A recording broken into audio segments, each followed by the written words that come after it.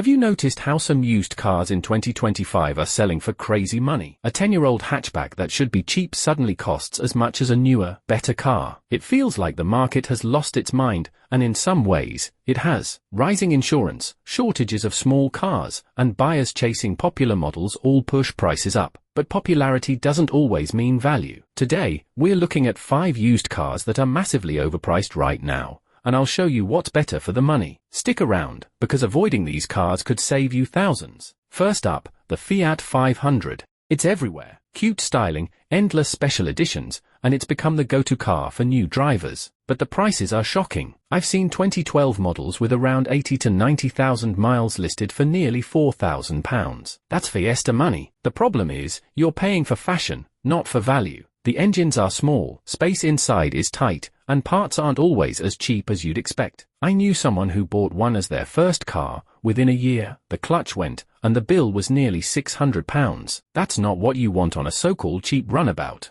Instead, look at a Toyota Aygo, Peugeot 108, or even a Ford Ka+. All are cheaper, just as easy to drive, and you won't be fleeced on parts or insurance. Next is the modern Mini. I'll admit it, they're great fun to drive. But the prices? Painful. A 2010 Mini Cooper can still be listed for £4,000 to £5,000, even with average mileage. That's a lot for a 15-year-old small car. And then come the common issues: timing chain stretch, electrical problems, and expensive suspension repairs. Once those start, the bills rack up fast. A friend of mine spent more than £1,000 in their first year of ownership fixing odds and ends on a used Mini. If you want something solid and fun, you'd be better off with a Ford Fiesta Zetec S or a Volkswagen Polo. Both give you driving enjoyment with far fewer nasty surprises. Third on the list, the Audi A1. From the outside, it looks like a premium super mini, but underneath, it's a Volkswagen Polo. Here's the catch: many A1s are listed at £6,000 or £7,000, and newer Euro 6 examples can be close to £9,000. That's a big premium for a badge, considering Polos with the same engines often go for thousands less. And while the build quality is decent, it's not bulletproof.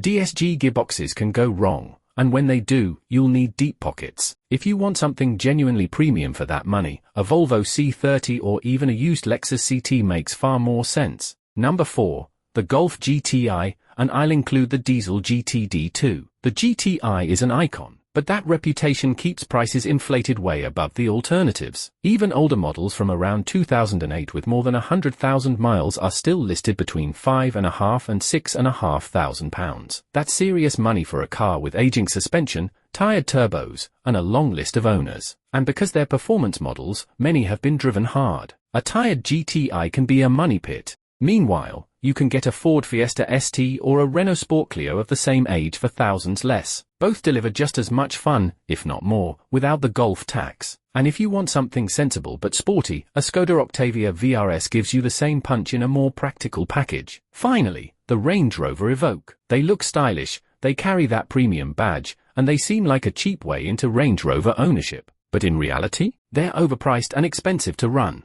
I've seen 2013 models listed for £8,000 to £10,000, and that's for cars that are now more than a decade old. Fuel economy isn't great, insurance is steep, and reliability is patchy. The automatic gearboxes and suspension repairs are especially costly. A neighbor of mine had one, and after 2 years of bills, they traded it for a Kia Sportage. They haven't looked back since. For the same money, a Sportage or a Hyundai Tucson gives you modern tech, better reliability, and a lot less stress. So there you have it, 5 cars that look tempting but are seriously overpriced in 2025. Remember, you're not just buying a car, you're buying into its running costs, repairs, and resale value. Don't let a fashionable badge or clever marketing trick you into overpaying.